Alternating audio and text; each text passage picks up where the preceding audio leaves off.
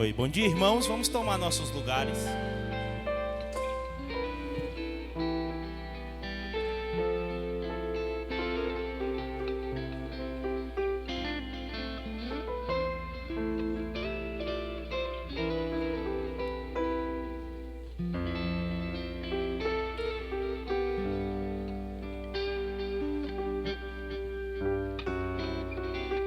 Vamos ter um tempo aí de oração silenciosa, 2 minutos, para darmos início à nossa escola bíblica. Leve seus pensamentos ao Senhor e busque a Ele nesse momento, sua sabedoria e a sua presença, para que o nosso coração possa ser transformado pela sua palavra e pela sua presença em nosso meio.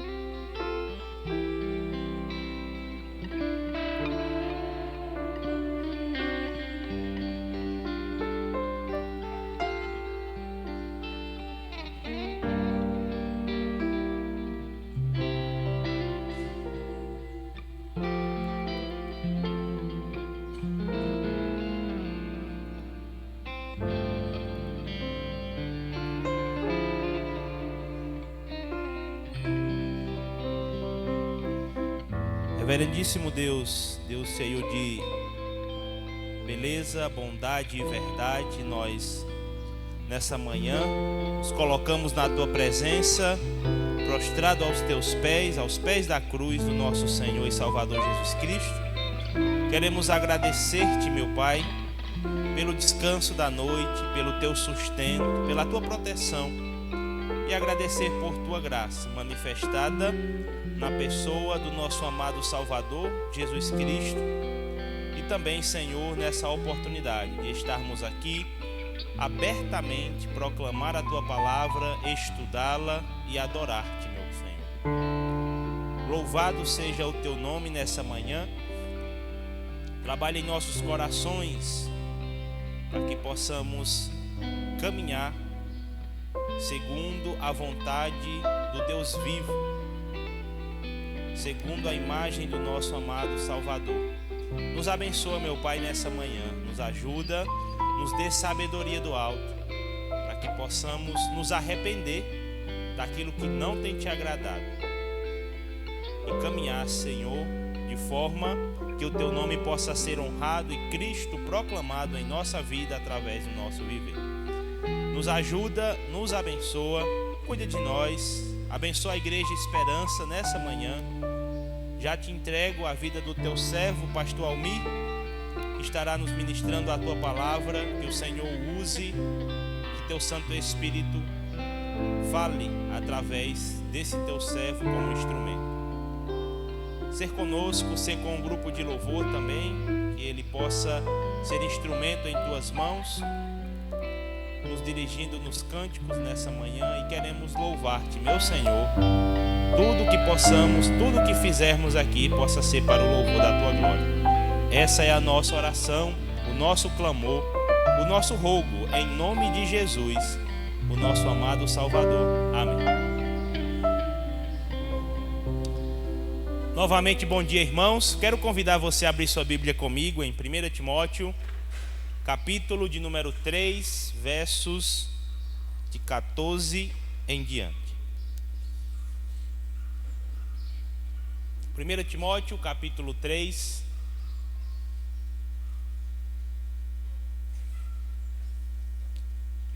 verso 14, 15 e 16.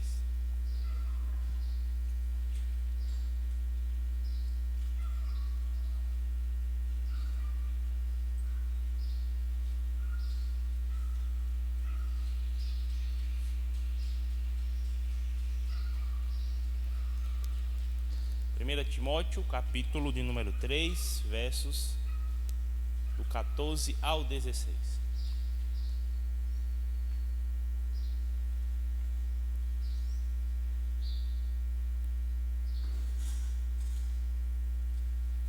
Leiamos. Escrevo-te essas coisas, esperando e ver-te em breve, para que, se eu tardar, fiques ciente de como se deve proceder na casa de Deus, que é a igreja do Deus vivo, coluna e baluarte da verdade. Evidentemente, grande é o mistério da piedade. Aquele que foi manifestado na carne, foi justificado em espírito, contemplado por anjos, pregado entre os gentios, crido no mundo, recebido na glória. Amém.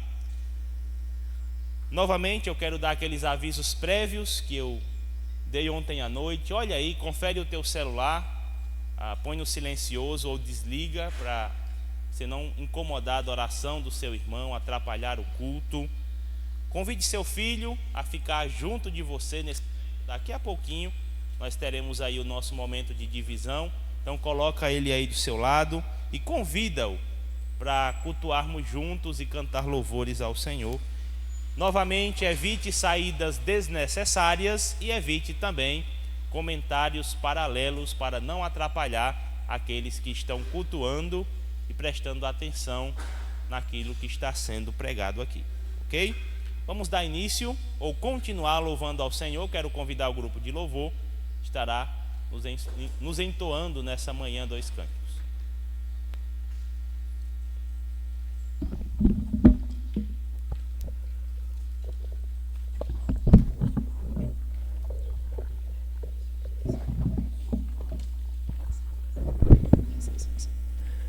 Bom dia, irmãos. Muito bom estarmos aqui na casa de Deus. É muito comum ouvir: quem é você? Quem somos nós? E muitas das vezes a gente diz assim: eu sou, por exemplo, Romão da Alvani ou Pedro do Marcílio, sou da Igreja Batista Regular Esperança.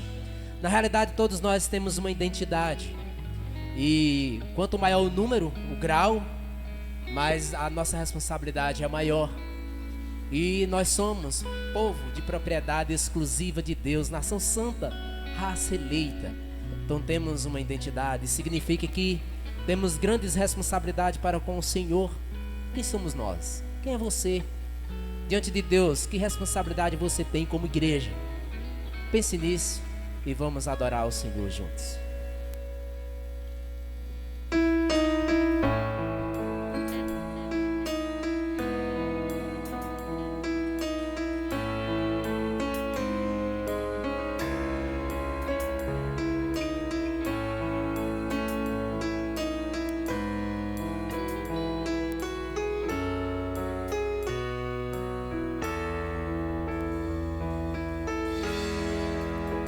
Quem somos nós neste mundo aqui? E qual padrão temos a seguir? Nós somos servos do eterno Deus, que por sua graça nos escolheu. Fiéis sejamos a Jesus, idôneos para transmitir sua luz. Devemos, pois, nos fortificar na graça que em Cristo há. Soldados somos do bom Senhor, que por sua graça nos alistou. Soldado então será, que busca o Mestre sempre agradar.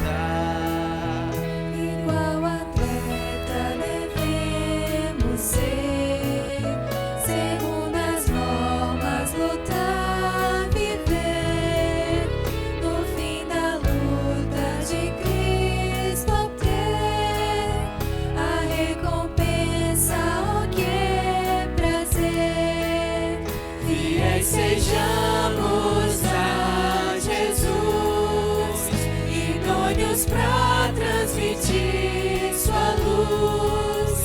Devemos, pois, nos fortificar na graça que em Cristo há. O lavrador no seu lado tá, paciente espera frutificar. Assim devemos servir então, com esperança em oração. Fiéis sejamos a Jesus, idôneos pra transmitir sua luz. Devemos, pois, nos fortificar na graça que em Cristo há. Fiéis sejamos a Jesus, idôneos pra transmitir sua luz. Devemos, pois, nos fortificar na graça que em Cristo há.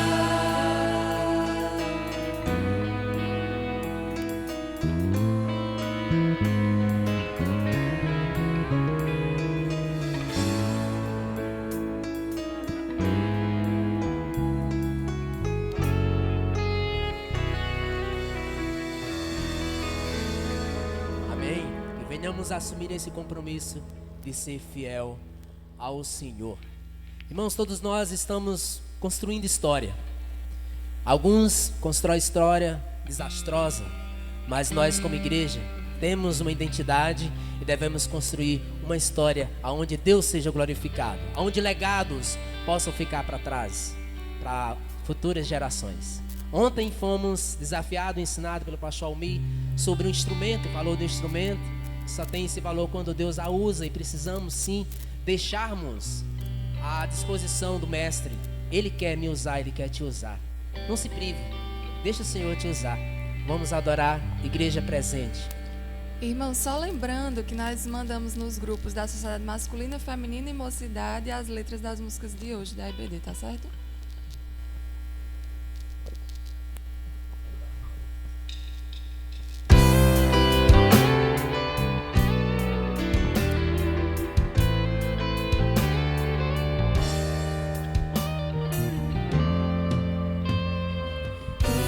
Você, igreja presente, nação entre as nações, família de Deus, um povo entre os povos.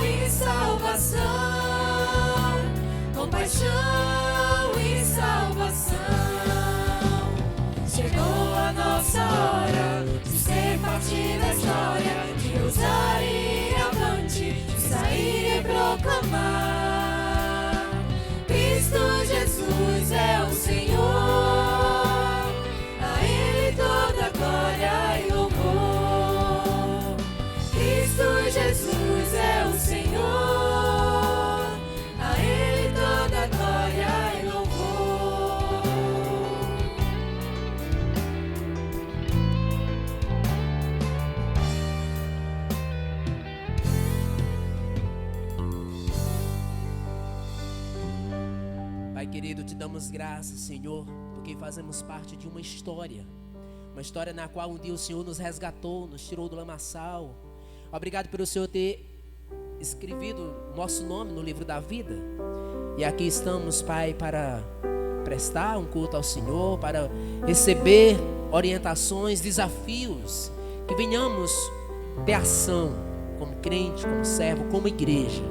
Obrigado pelo teu povo, obrigado por essa nação, obrigado pelo nosso país, obrigado pelas igrejas, obrigado pelos pastores, obrigado pelos irmãos, servos que um dia se comprometeram ao Senhor, levantando a mão e correspondendo a esse chamado. Eu te peço, Pai, que venhamos desenvolver a nossa salvação em Cristo. Abençoa o teu povo, Senhor, toca em nossos corações, que venhamos sair do comodismo, que venhamos sair da mermice, que venhamos, Pai, sair da timidez e sermos ousados, como cantamos nesta manhã. Obrigado, Pai, por receber a adoração. Nos abençoa, continua nos abençoando nesta manhã, em nome de Jesus, amém. Podeis sentar.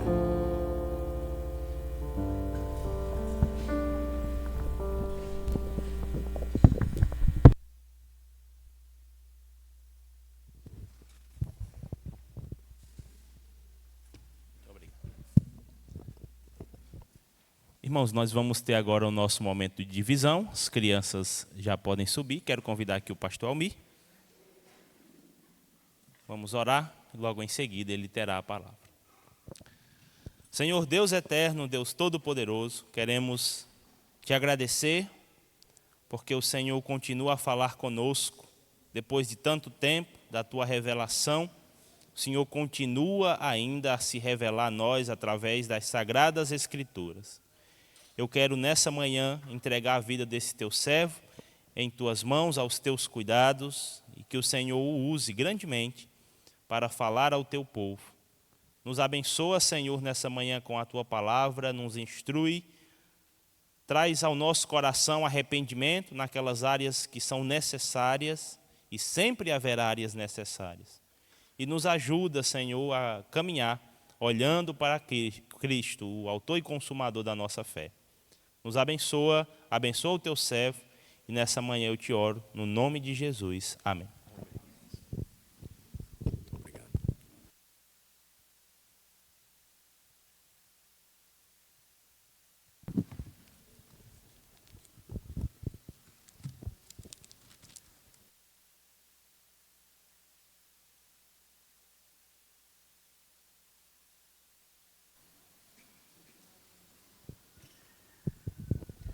Bom dia.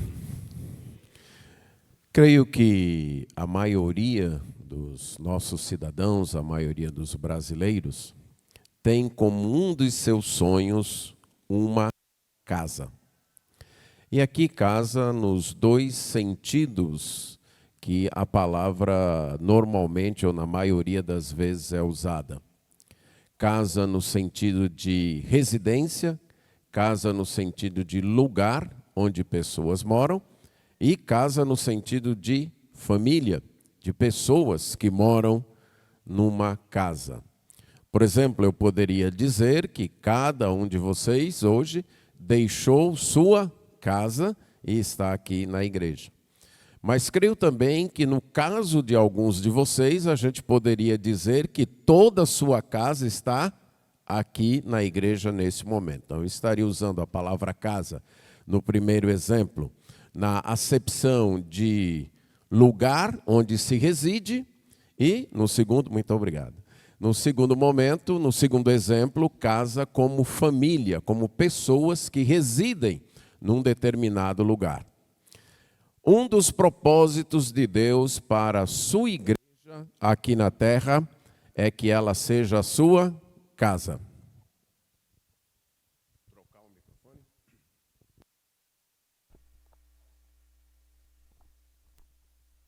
Ok, muito obrigado. Então, um dos propósitos de Deus para a sua igreja aqui na terra é que ela seja a sua casa. E casa nesses dois sentidos. Casa, lugar de residência, e casa, família. E a nossa base é o mesmo texto que mencionamos ontem, o texto-chave. escolhido para esta conferência, juntamente com o tema Qual o propósito da igreja na terra, que é 1 Timóteo capítulo 3, versos 14 e 15. E ali é dito que a igreja é a casa de Deus. Ontem nós vimos que um dos propósitos para a igreja estar na terra é que a igreja se comporte do modo estabelecido por Deus.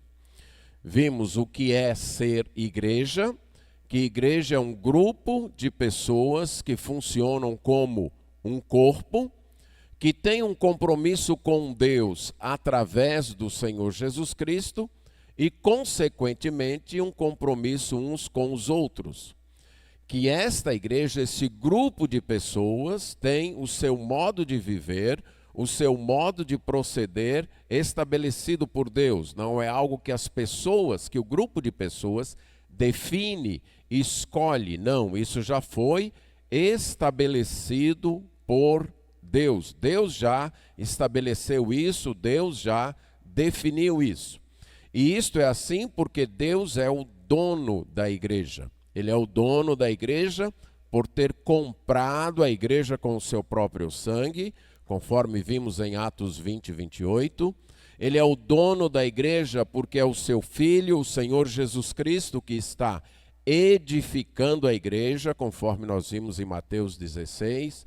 Ele é o dono da igreja porque é Ele que está dando crescimento à igreja. E Ele é o dono da igreja porque Ele aparelha esta igreja e a faz crescer, usando pessoas, usando servos como instrumentos, conforme Ele mesmo já tem definido. Por ser o dono da igreja, Ele tem o direito de dizer como a igreja deve proceder. Mas o segundo propósito, então, que estamos tratando é que a igreja está na terra para ser a casa de Deus. Casa de Deus, como eu disse, no sentido de residência, para ser a morada de Deus. Um dos alvos de Deus, um dos propósitos de Deus, um dos planos, um dos sonhos de Deus é morar com a sua criação. Antes do pecado, quando Ele criou o universo, e criou o universo como espelho do seu reino, e cria o ser humano como seu vice-regente, como vice-rei para administrar esse reino, e o coloca ali no Jardim do Éden. Parece-nos que Deus vinha continuamente para ter um contato, para estar em comunhão com o seu vice-rei, ou casal que funcionava como governante aqui na terra deste reino. Veio o pecado e o homem foi expulso do paraíso, foi expulso do Jardim do Éden, foi expulso da presença de Deus. A presença de Deus passou a ser mediada, não é mais direta, passou a ser através, no Antigo Testamento, de alguns símbolos. Por exemplo, o tabernáculo, na época do povo de Israel no deserto, e que funcionava como palácio de Deus, símbolo da presença de Deus no meio do seu povo. Um retrato, conforme é dito lá em Êxodo, quando Deus dá as instruções para Moisés, do verdadeiro tabernáculo que está nos céus. Deus várias vezes disse para Moisés: você vai fazer esse tabernáculo conforme o modelo que eu te mostrei. Esse tabernáculo é para ser uma cópia da minha habitação nos céus. E é assim que Moisés faz o tabernáculo. O tabernáculo era composto de 3 partes, um pátio onde qualquer adorador do povo de Israel poderia chegar, desde que cumprisse os rituais adequados, uma antessala do trono, que era chamado de santo lugar, onde os sacerdotes, os ministros do rei, poderiam chegar, e a sala do trono, que era chamado de santíssimo lugar, ou santo dos santos, onde estava então simbolizado o trono de Deus, através de um baú chamado arca, que ficava a cópia da lei, da aliança, da constituição daquele povo, da aliança que Deus tinha feito com aquele povo. mostrando então que Deus era o rei, o monarca daquele povo, e dirigia aquele povo através de uma lei, através de uma constituição, de uma aliança que ele tinha feito com aquele povo. Esse baú era coberto, era tampado com uma tampa chamada propiciatório, feito de ouro puro, com 2 querubins em cima, e os querubins na Bíblia aparecem como símbolos da guarda pessoal de Deus, responsáveis pela guarda pessoal de Deus. Aqui não é que Deus precisa de ninguém que o guarde, até porque é Ele que guarda todo mundo, mas nós devemos lembrar que a Bíblia foi escrita dentro de uma cultura de monarquia, onde o rei tinha sua guarda pessoal. E é nesse estilo de cultura que Deus se revela, que Deus se apresenta para o seu povo. Aí como Supremo Rei do Universo, que também tem seres angelicais que funcionam, que representam, simbolizam sua guarda. E ali isso estava simbolizado nesses 2 querubins. Algumas vezes no Antigo Testamento fala-se a Deus como aquele que está entronizado entre os querubins, símbolo do trono de Deus. Então, durante muito tempo, aquele tabernáculo foi o símbolo da presença de Deus. Até que Salomão fez o templo. O templo, então, se tornou o símbolo da presença de Deus. Você lê a oração de Salomão em 1 Reis, capítulo 8, também em 1 Crônicas, você percebe isso. Salomão claramente entende que Deus habita nos céus, claramente. Mas que ali era um símbolo da sua presença no meio do seu povo, no meio daqueles com quem ele tinha uma aliança. Aquele templo é destruído, é construído um novo templo. E aí vem Jesus, e Jesus diz que ele é o templo. Ele então é o templo, através dele, em Jesus, Deus fazia sua habitação entre nós.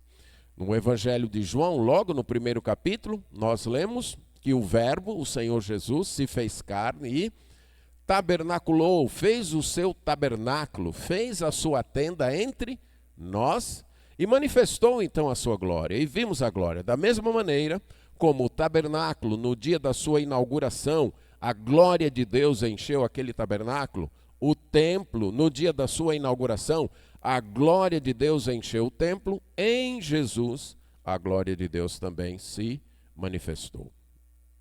Depois Jesus diz, no capítulo 2, que ele destruiria aquele templo e em 3 dias iria reconstruí-lo. E ele estava se referindo ao seu corpo. Jesus foi ao céu e agora ele deixou a igreja como casa de Deus. Nessa dispensação, a igreja é o local, é o meio através do qual Deus habita na terra. Um dia, no novo céus e na nova terra, o próprio Deus desce do céu com a nova Jerusalém, com o verdadeiro templo, o templo original, o templo do qual o tabernáculo e o templo de Salomão eram cópias. Virá aqui e habitará entre os homens para sempre. Até lá, a habitação de Deus com os homens é uma habitação, como eu disse, mediada através de certos meios. E nessa dispensação, através da igreja. A igreja é a casa de Deus. Nós lemos isso, 1 Timóteo, capítulo 3. Mas se eu demorar, você saberá como se deve proceder na casa de Deus. Em outros textos, esse templo é chamado de santuário. Agora, deixe-me repetir que quando nós falamos da igreja como casa de Deus, nós não estamos nos referindo ao prédio onde uma igreja se reúne, certo? Não estamos nos referindo a esse espaço. Não. Estamos nos referindo a pessoas. Pessoas que funcionam como um corpo, que têm um compromisso com Deus através de Jesus Cristo, e assim têm compromisso uns com os outros. Esse grupo de pessoas é a casa de Deus. Ok? E não o espaço físico. Esse espaço aqui, neste momento, está funcionando como casa de Deus, por quê? Porque a igreja, que somos nós, a casa de Deus está aqui, ok? Então, nesse momento está funcionando como casa de Deus. Porque a verdadeira casa de Deus, nessa dispensação, que é a igreja, está aqui. Veja Mateus, aliás, não precisa ver, só para dizer para você que a palavra casa algumas vezes foi usada para santuário. Por exemplo, no templo de Jerusalém. O próprio Jesus utiliza isso. E essa palavra santuário, e aí nós vamos ver 1 Coríntios 3, 16, é usada para o povo de Deus, para os crentes. 1 Coríntios capítulo 3, versos 16 e 17. O contexto aqui, conforme eu expliquei ontem, é um contexto de advertência à igreja de Corinto, em virtude das divisões, em virtude de panelas, grupos dentro da igreja, favorecendo ou buscando favorecer liderança. Uns dizendo eu sou de Paulo, outros dizendo eu sou de Apolo.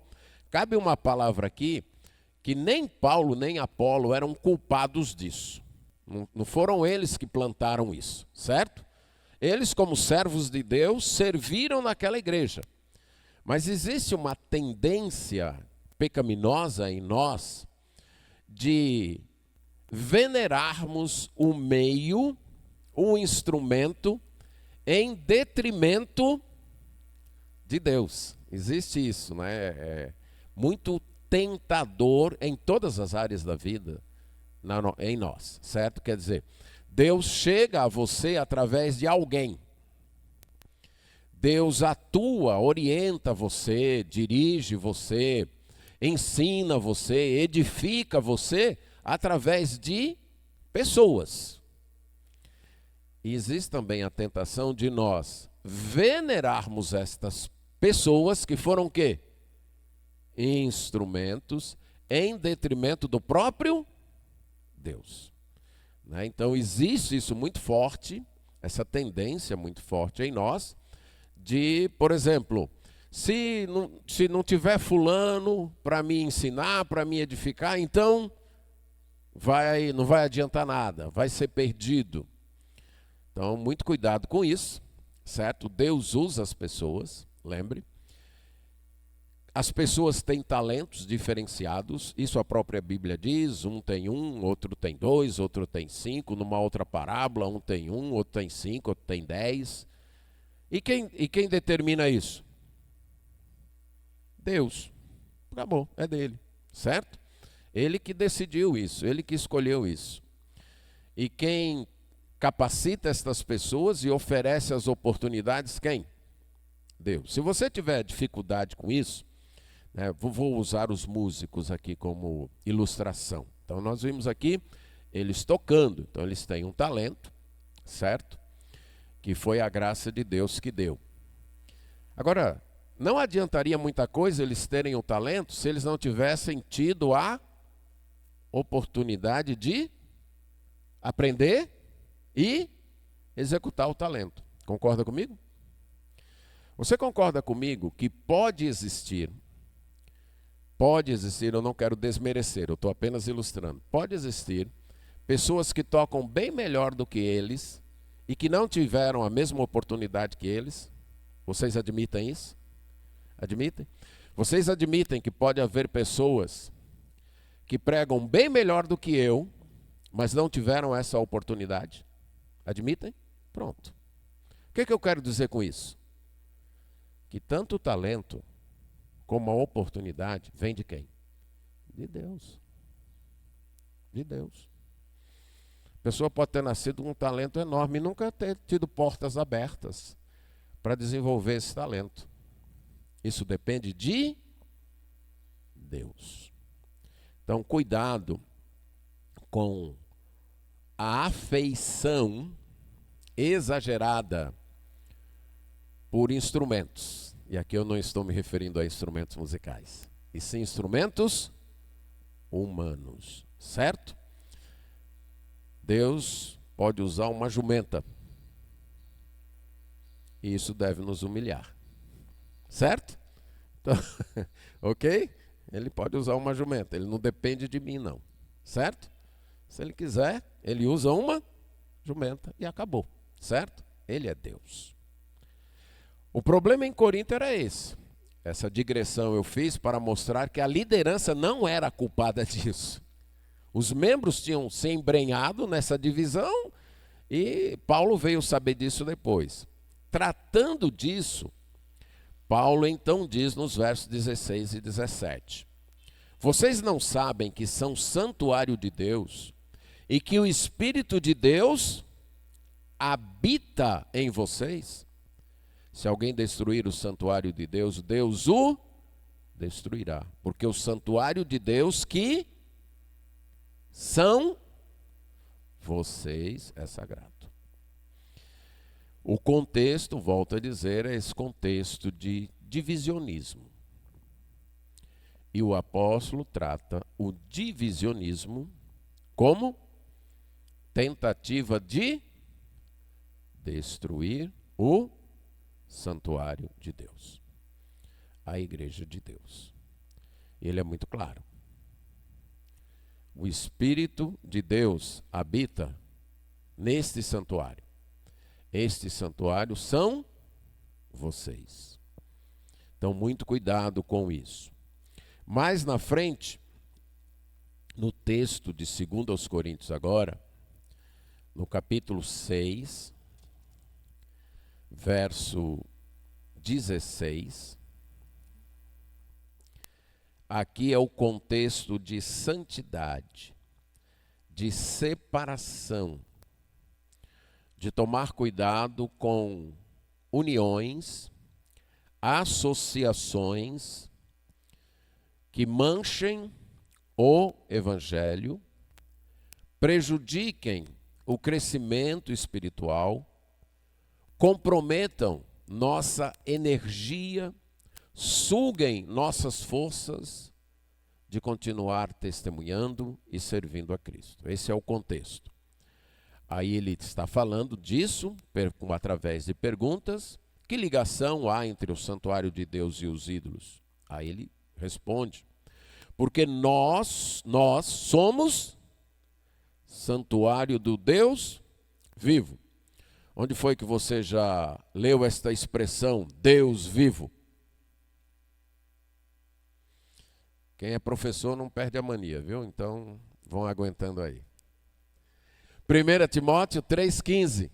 Igreja do Deus vivo, certo? Então, aqui ele fala de santuário do Deus vivo.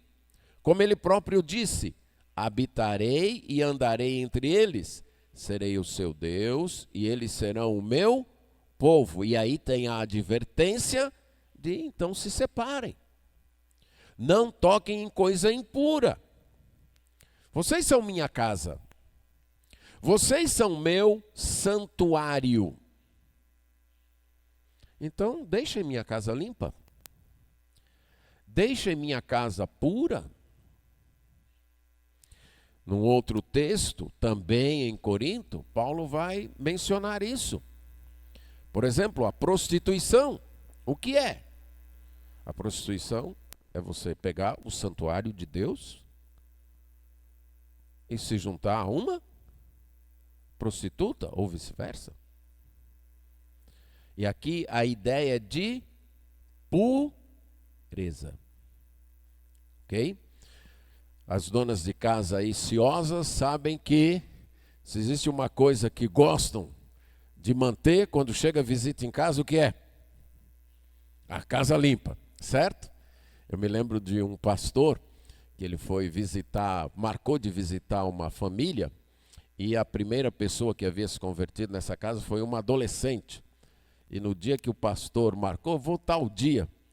Quando chegou o pai da adolescente, ainda não era crente, falou: pastor, o senhor está livre para vir aqui mais vezes, porque eu nunca vi minha filha trabalhar tanto para deixar essa casa limpa, arrumada, porque o Senhor ia chegar aqui. Essa é a ideia nestes textos. Somos a casa de Deus. Devemos zelar pela pureza desta casa. E volto a dizer, casa, pessoas. Nós, um comportamento que agrade a esse Deus. Em outras palavras, em nossas vidas individualmente, em nossa vida como igreja, Deus deve se sentir em casa. Deve se sentir à vontade. Não deve se sentir constrangido, incomodado por qualquer comportamento que o ofenda, que ofenda a sua santidade, que ofenda a sua pureza. A igreja está na terra para ser a casa de Deus. E como casa de Deus, ela deve então ser pura. Agora vamos para 1 Pedro, capítulo 2. Quais são as pessoas que formam esta casa? 1 Pedro, capítulo 2, versos 4 e 5.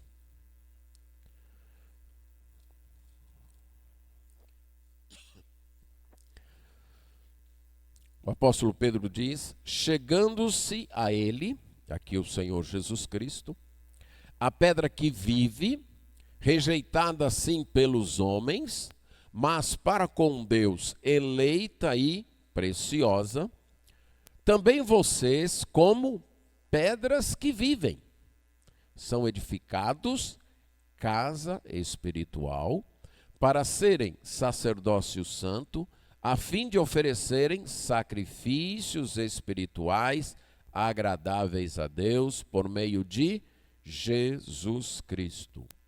Escrevendo a cristãos que estavam enfrentando muita perseguição e de diversas maneiras, ele exorta estes cristãos que chegaram-se a Jesus.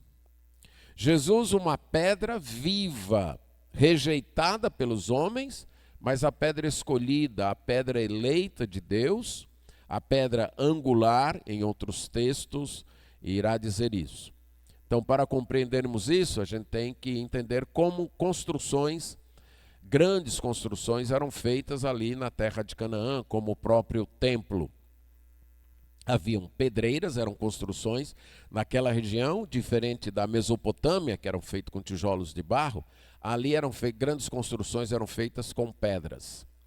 Agora, as pedras não eram tiradas da cidade de Jerusalém. Quando você lê, por exemplo, a narrativa da construção do templo, você vai ver lá em Reis, você vai ver um versículo que diz que dentro de Jerusalém não se ouvia um barulho de alguém cortando pedra. Por quê?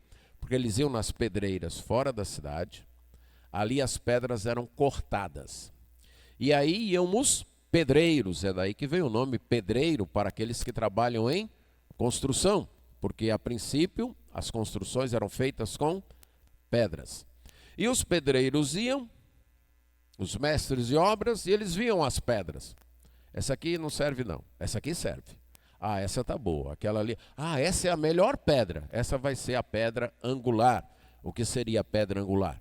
Se você já viu o início de uma construção, já percebeu que ela começa nos alicerces e a construção dos alicerces começa nos cantos, nos ângulos. E dali é que se marca o prumo. Pronto, também era dessa forma. E as pedras que ficavam nos cantos deveriam ser pedras especiais, bem talhadas e fortes, porque seria a pedra que daria o prumo, daria o rumo para a construção, e seria a pedra que aguentaria todo o peso do restante da construção. Falando de Jesus, numa linguagem figurada aqui, Pedro diz: ele foi a pedra que os construtores humanos rejeitaram. Olharam e disseram: essa pedra não serve. Mas foi a pedra que Deus havia escolhido. Aí ele diz: e vocês também são pedras. Pedras que vivem. Pedras vivas. Assim está sendo construída a igreja. Jesus, a pedra principal. Depois, nós, cada pessoa que se chega a Ele, que se aproxima dEle, que confia nele, é também uma pedra colocada nesta construção, uma pedra viva, que está edificando uma casa espiritual. Pedro enfatiza isso porque não quer que ninguém pense na igreja como um local, uma construção física.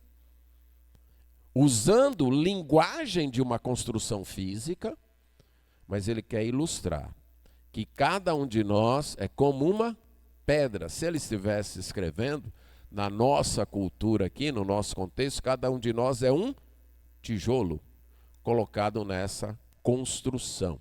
A igreja está sendo edificada. E aqui eu quero tirar uma implicação disso. Você já morou numa casa em construção?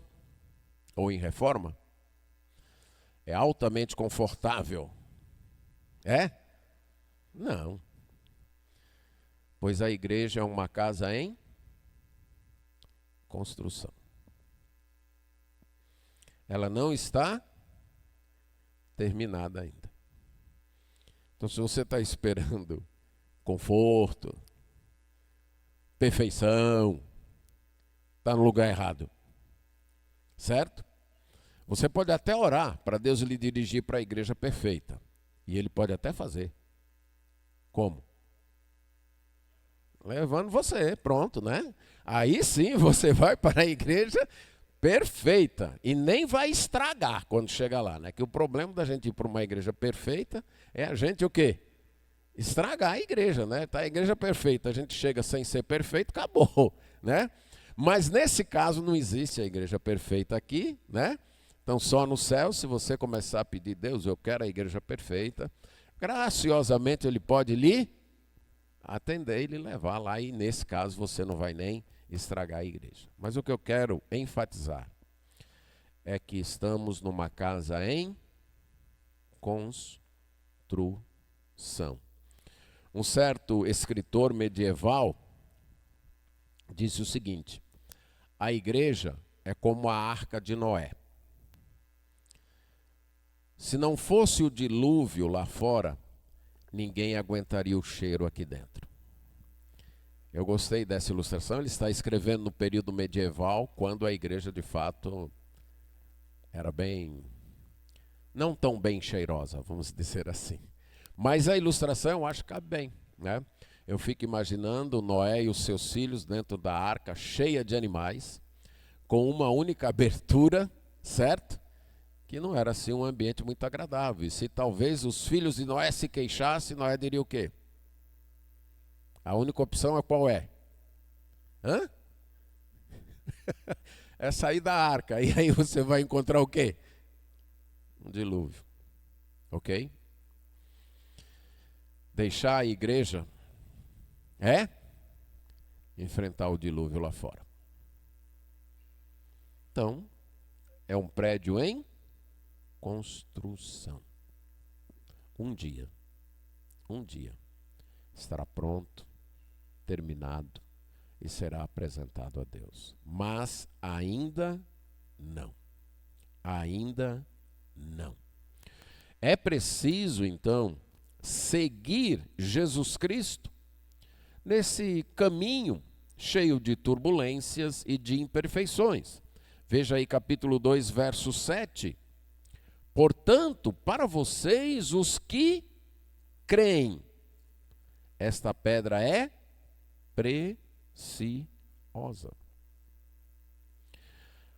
A casa de Deus é formada pelos que creem em Jesus Cristo, pelos que seguem Jesus Cristo. Veja também Hebreus, capítulo 3.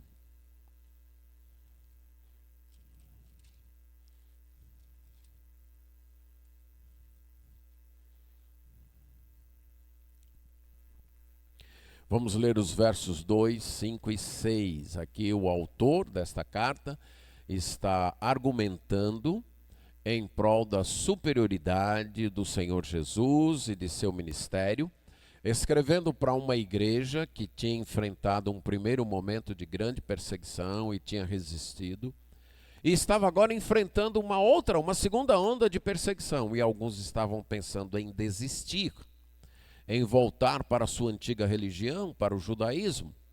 E o autor então está mostrando, olha, se deixar o cristianismo, vocês não vão encontrar nada melhor. O cristianismo, Cristo é o bem superior. E aqui nesse texto ele está fazendo a comparação com Moisés. Que Moisés foi fiel àquele que Jesus foi fiel àquele que o constituiu, como também Moisés foi fiel em toda a casa de Deus. Então Moisés foi fiel naquela casa, lá do Antigo Testamento, aí no verso 5. E Moisés foi fiel em toda a casa de Deus como servo, para testemunho das coisas que haviam de ser anunciadas. Cristo, porém, como filho, é fiel em sua casa. Note aqui o contraste. A antiga casa tinha como líder um servo.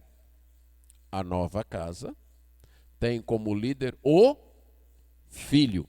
Então aqui ele já faz um contraste, mostrando a superioridade. A antiga casa era como sombra para testemunho do que ainda havia de vir. Esta casa somos nós, se guardarmos firme a ousadia e a exultação da esperança. Para ser casa de Deus, crer em Cristo e permanecer em Cristo. Pedro, crer em Cristo. Escritor aos Hebreus, permanecer em Cristo. Esta casa somos nós, se guardarmos firme a ousadia e a exultação da esperança. Então a igreja está na terra para ser a casa de Deus. Deus vive na terra através da igreja. A igreja media a presença de Deus na terra. Uma outra figura disso é corpo de Cristo, que é usada para a igreja. Como é que vocês sabem que eu estou aqui? Por causa do meu corpo. Como é que eu posso ministrar a vocês? Somente através do meu corpo.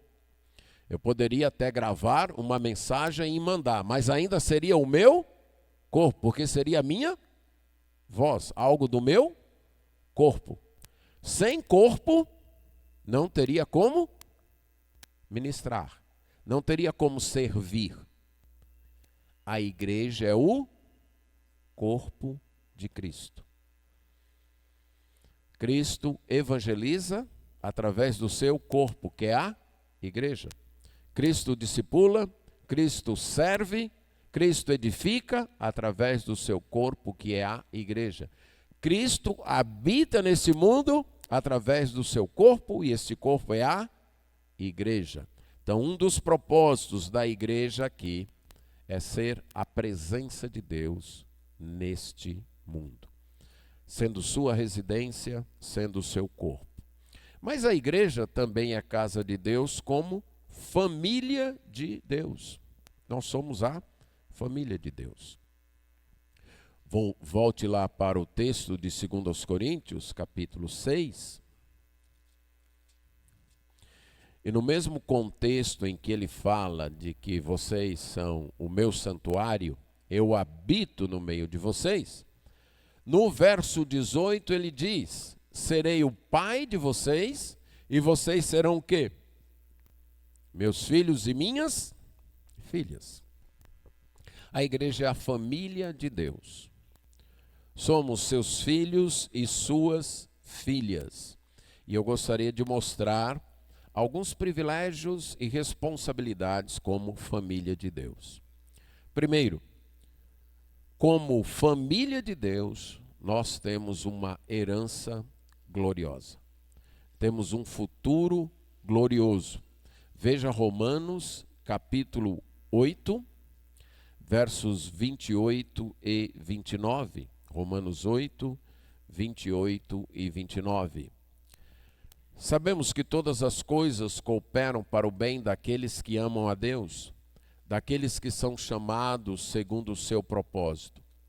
Pois aqueles que de antemão conheceu, também os predestinou para serem conformes à imagem de seu Filho, a fim de que ele seja o primogênito entre muitos irmãos.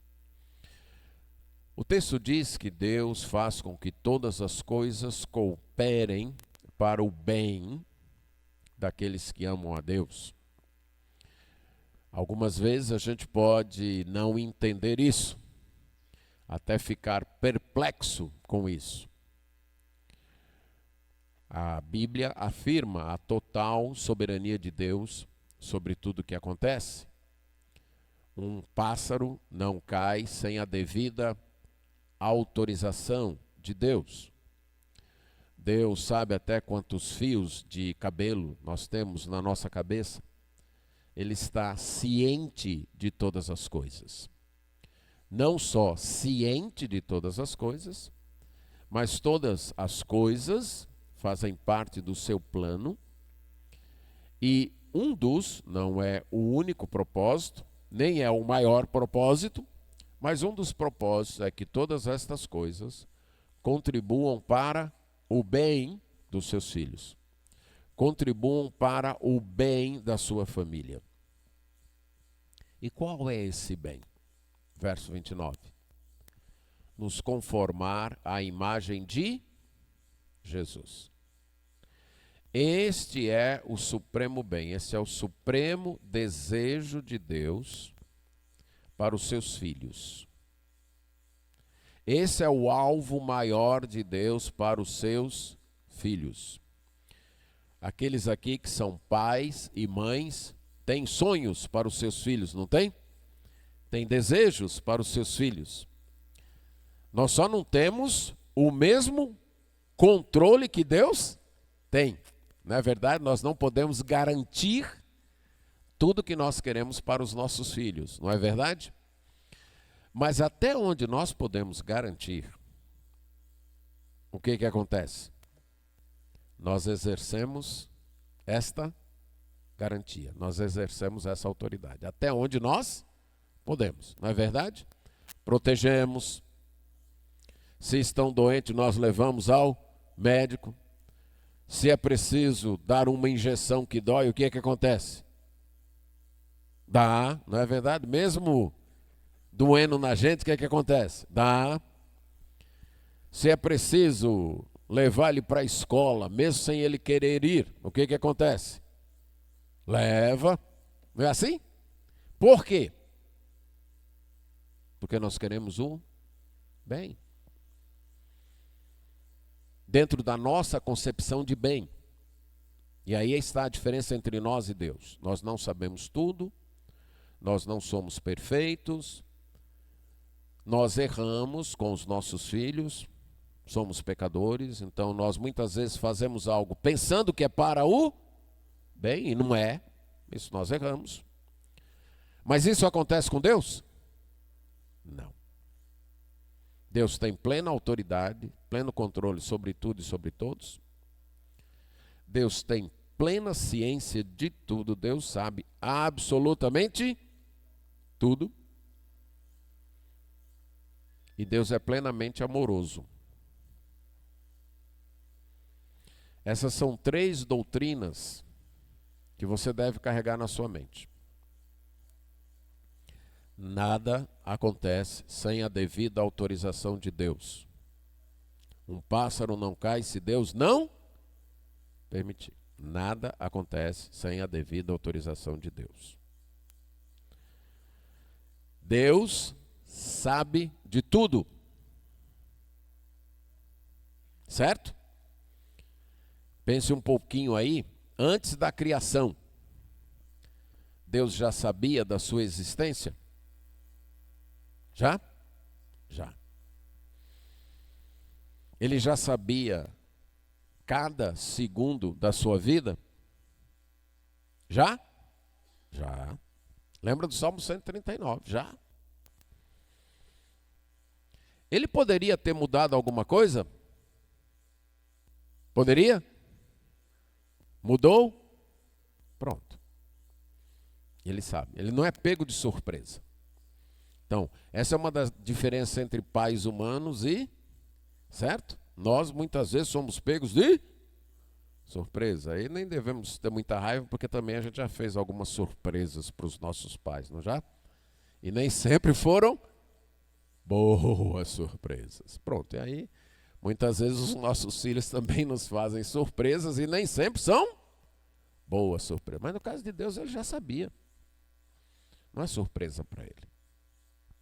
Terceiro, quanto aos seus filhos, Deus faz algo que não seja movido por amor? Você acredita? Que alguma coisa que aconteceu na vida de um filho de Deus não teve como motivação o amor de Deus? Sim ou não? Não. Essas três doutrinas. Deus é soberano. Deus sabe de absolutamente tudo. E quanto ao seu povo, Deus sempre age por amor.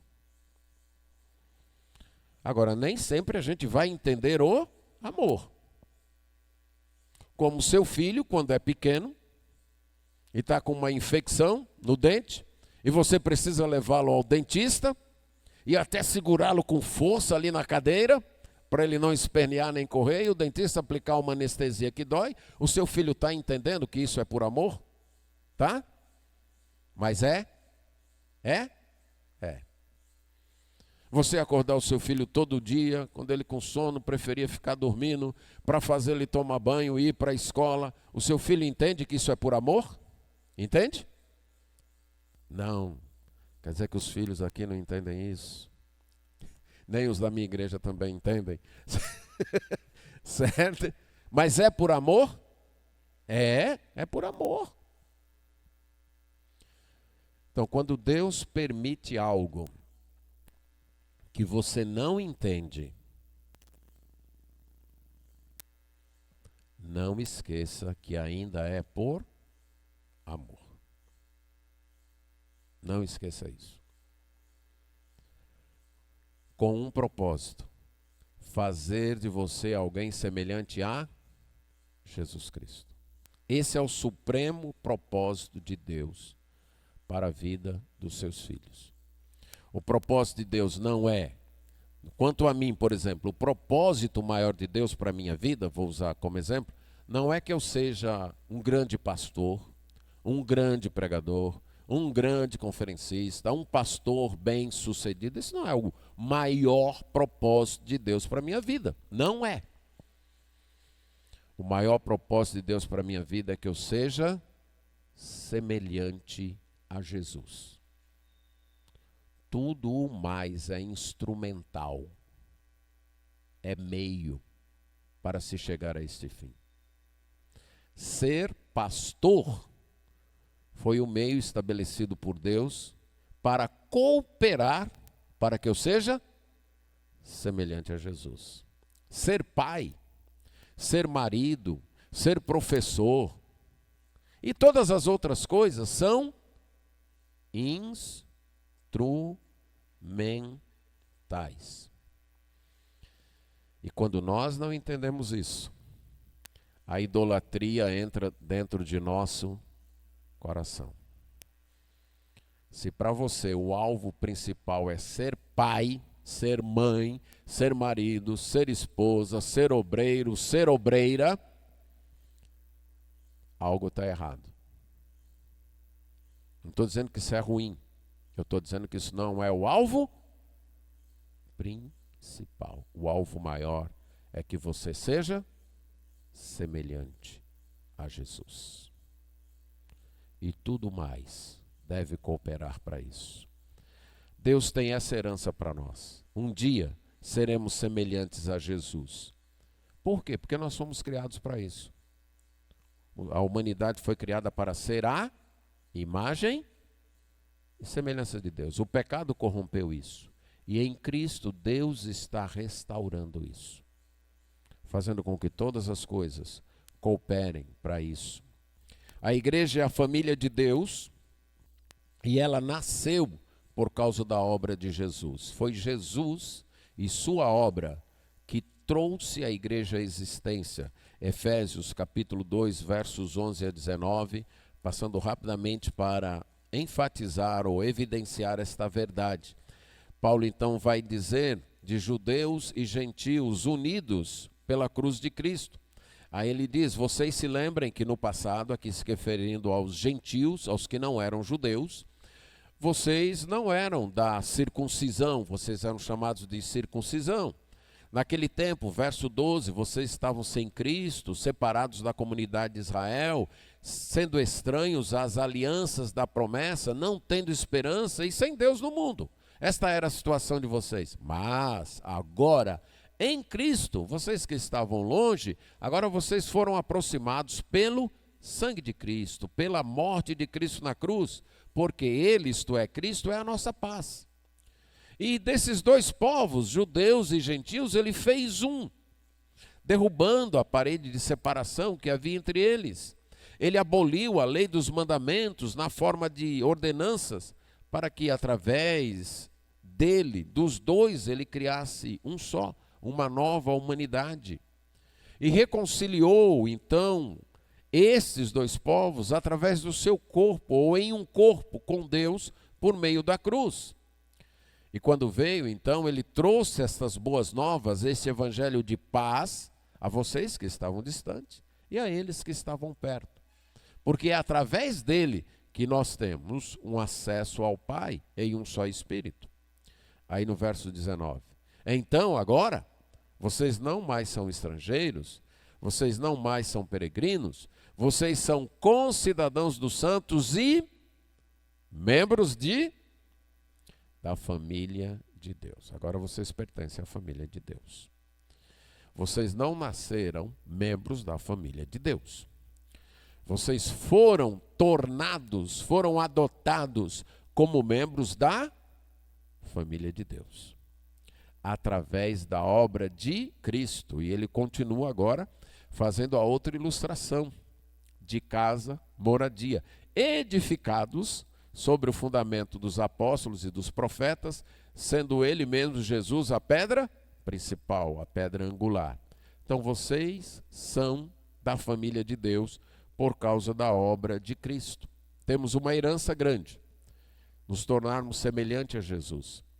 Mas passamos a fazer parte desta família para ter esta herança por causa da obra de Cristo. Em terceiro lugar, a certidão de nascimento que a gente pode apresentar, que de fato somos desta família, é a obediência, certo? Não tem aí um documento escrito que diz, olha, eu sou filho de Deus, está aqui, ó, a certidão de nascimento. Mas a certidão de nascimento é a obediência. Abra aí em Lucas capítulo 8, versos 19 a 21, num texto que Lucas nos mostra que a mãe e os irmãos de Jesus chegavam até onde ele estava, mas tinha muita gente ali, eles queriam se aproximar por causa da multidão, mas não dava, né? Tinha muita gente ao redor de Jesus, ouvindo seus ensinos. E alguém lhe disse, olha Jesus, tua mãe e teus irmãos estão lá fora e querem ver o Senhor, querem falar com o Senhor, sua mãe e seus irmãos. Aí Jesus responde, minha mãe e meus irmãos são aqueles que ouvem a palavra de Deus e a praticam. Esta é a minha família. Jesus deixa claro aqui que a família do reino tem prioridade sobre a família física, a família genética, até no caso dele. Então estão te chamando lá, tua mãe e teus irmãos estão te chamando. Não, peraí. Minha mãe e meus irmãos são aqueles que ouvem e praticam. Esses formam a minha família. Esses agora são a minha família. É através da obediência que nós mostramos que somos filhos de Deus. É a nossa certidão de nascimento. Você diz que é filho de Deus. Cadê a prova? É o ouvir e obedecer, né? Eu sou filho de Deus, então obedeça a seu pai. Você não é filho de Deus? Viva em obediência a esse pai. Mas o DNA da nossa família é semelhança com Deus em bondade e justiça. Veja Mateus capítulo 5, 43 a 48. Normalmente, quando se tem dúvida da paternidade de alguém, se faz um teste de DNA hoje, né? Então, o teste de DNA da família de Deus é bondade e santidade. Mateus 5, vocês ouviram o que foi dito, ame o seu próximo e odeie a seu inimigo? Eu, porém, lhes digo, amem os seus inimigos e orem pelos que perseguem vocês, para que demonstrem que são filhos do Pai de vocês, que está nos céus, porque Ele faz nascer o seu sol sobre maus e bons, e vir chuvas sobre justos e injustos. Porque se vocês amam aqueles que os amam, que recompensa terão? Os publicanos também fazem o mesmo. Se saudarem somente os irmãos de vocês, o que estão fazendo demais? Os gentios também fazem o mesmo. Portanto, sejam perfeitos, como perfeito é vosso Pai que está nos céus. Bondade, Jesus deixa claro aqui. Ter essa disposição de amar quem não ama a gente. Esse é o verdadeiro sinal do cristão. Paulo vai deixar isso claro lá em 1 Coríntios. Os coríntios estavam debatendo quem era mais espiritual. Qual era o sinal de que fulano era mais espiritual do que cicrano? Quem dentre nós é o mais espiritual? E eles enveredaram por uma linha que é muito comum. Os dons. Quem tem esse dom, esse tem mais Espírito Santo. Se fosse hoje, quem prega melhor, quem canta melhor, quem toca melhor, quem evangeliza melhor, estão entendendo? Esse daí é o mais espiritual. Aí Paulo responde, não. Sabe por que não? Porque Satanás pode imitar os dons. Trazendo para hoje, alguém que não conhece a Cristo pode pregar a Bíblia bem? Pode? Pode sim. Alguém que não tem um compromisso com Cristo pode evangelizar? Pode, eu já vi, viu? Que eu fiquei espantado com a capacidade da pessoa de apresentar o evangelho, mas ele mesmo dizendo, mas eu não creio nisso não, eu estou dizendo aqui para vocês o que está escrito aqui, mas eu mesmo não acredito. E, explicou lá bem só o evangelho, em certas partes das escrituras. Alguém que não tem um compromisso com Cristo pode cantar hinos e cantar muito bem, até nos emocionar? Pode? Pode. Satanás pode imitar os dons. E lembra que a Bíblia diz que ele vai realizar sinais e prodígios, e que naquele dia o que vai acontecer? Muitos dirão, em teu nome nós temos isso, nós temos aquilo. E Jesus vai dizer o quê? Eu não conheço vocês. Agora, se existe uma coisa que nem Satanás, nem o nosso eu natural pode imitar, é amar com aquele amor de 1 Coríntios 13. Pronto, ali, meu amigo, minha amiga, você, sem o Espírito Santo, você pode se matar, se esforçar, que você não vai conseguir amar com aquele tipo de amor ali, se não for pelo Espírito Santo. Aí só se for filho de Deus mesmo. Só se for filho de Deus. Por isso que bondade e santidade, que vai aparecer lá no texto que eu já li, de 2 Coríntios 6, 14 a 7, 1, que nós já lemos, e também Efésios, capítulo 5, versos 1 a 7, para a gente concluir, é o teste de DNA da família de Deus. É você viver em bondade e santidade. Então, como é? Você é filho de Deus? Sim. E se parece com seu pai, né? Porque a gente, não, olha aí, parece com o pai, parece com a mãe, não é verdade? Rapaz, não tem nem como negar que tu é filho de fulano. Olha como parece. Seria tão bonito se a gente escutasse o mundo falando isso. Rapaz, não tem nem como negar que vocês são filhos de Deus, ó. A bondade e a santidade de vocês estão na cara. Dá para ver que vocês se parecem com o pai de vocês. Esse é o DNA da igreja. Em Efésios 5:1, ele diz: sejam imitadores de Deus, como filhos amados. Entenda isso aí. Um filho, né, que é amado pelo pai. Você já percebeu o quanto ele gosta de imitar o pai? Já percebeu isso? Filho pequeno. Quando eles chegam à adolescência, algumas vezes eles têm até vergonha, né, de andar com a gente. Não é assim?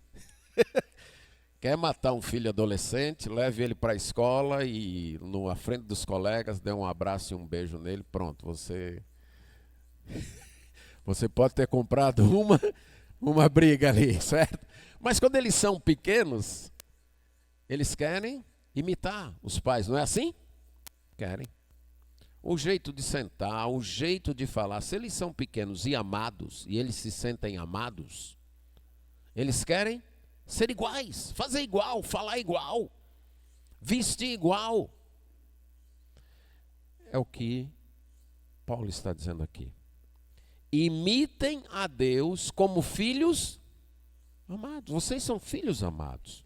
O pai de vocês ama vocês. Então imitem esse pai. Vivam em amor, como Cristo amou e se entregou por nós. E a partir do verso 3 até o 7, ele vai falar a respeito da santidade. Bondade e santidade. O DNA da família de Deus. A igreja está na terra para ser a casa de Deus. Casa no sentido de lugar onde Deus mora. Mediar a habitação de Deus. Mostrar para o mundo quem é Deus. Por morar em nós. Por morar nesse grupo. E as pessoas que formam esta casa são as pessoas que se achegaram a Jesus, crendo nele, e que permanecem fiéis a ele, permanecem seguindo a ele. Mas a igreja também é a casa de Deus no sentido de ser família de Deus. E como família de Deus, ela tem uma grande herança. Um dia seremos todos semelhantes a Jesus.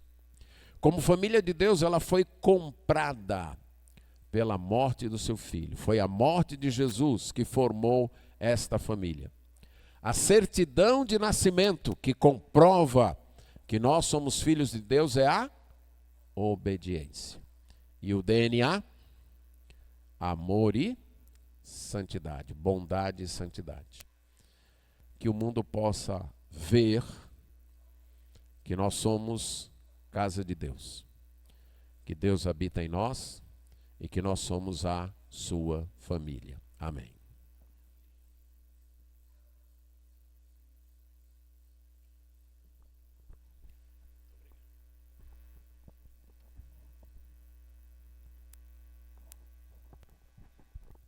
Vamos ficar de pé, irmãos. Nesse momento quero convidar o grupo de louvor.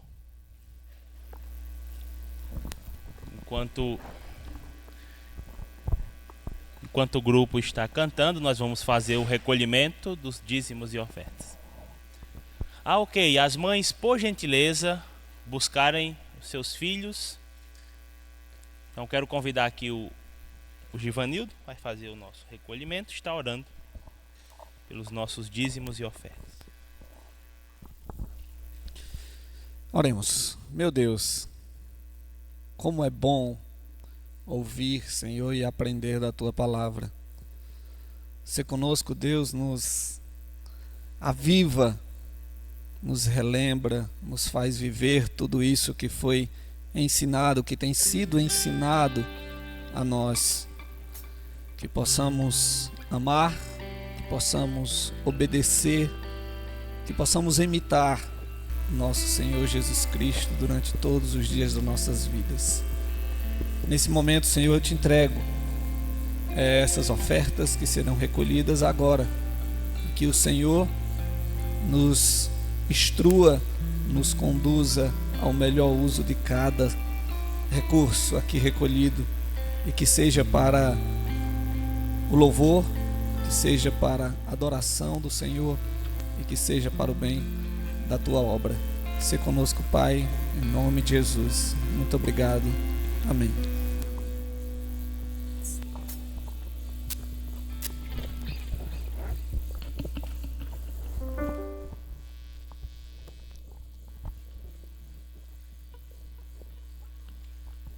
Salmo de número 1.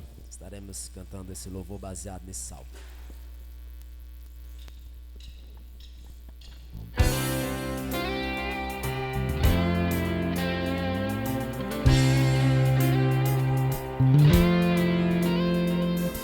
Bem-aventurado aquele que não anda segundo o conselho dos ímpios, nem se detém no caminho dos pecadores, nem se assenta com escarnecedores. Antes tem o seu prazer na lei do Senhor, e nela pensa de manhã até o sol se pôr. É como árvore plantada com ribeiros por perto, suas folhas não caem, e tudo que fizer vai dar certo. Eu vou buscar conselhos nos braços de Deus, eu vou achar descanso nos caminhos seus. Eu vou me assentar em sua mesa e comer, até me fartar de sua glória. Prazer eu quero ter na lei que Deus me dá, pensar nela de dia até que o sol se vá. Eu sou como uma árvore plantada junto a ribeiros de águas.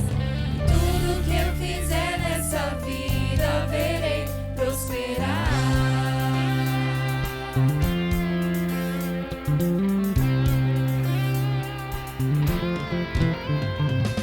Bem-aventurado aquele que não anda segundo o conselho dos ímpios, nem se detém no caminho dos pecadores, nem se assenta com escarnecedores.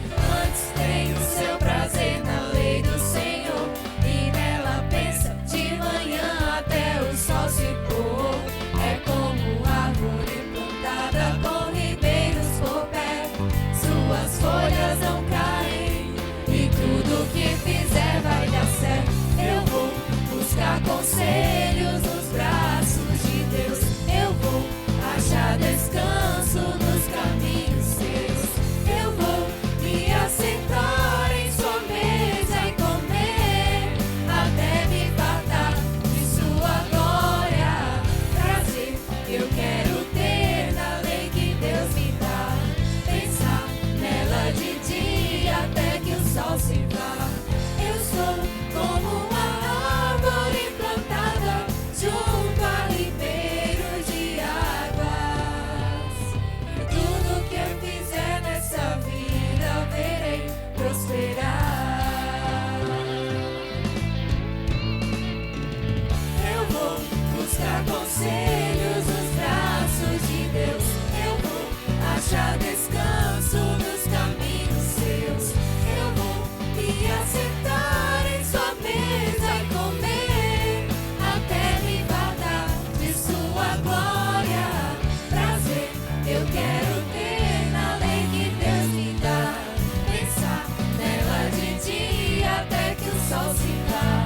Eu sou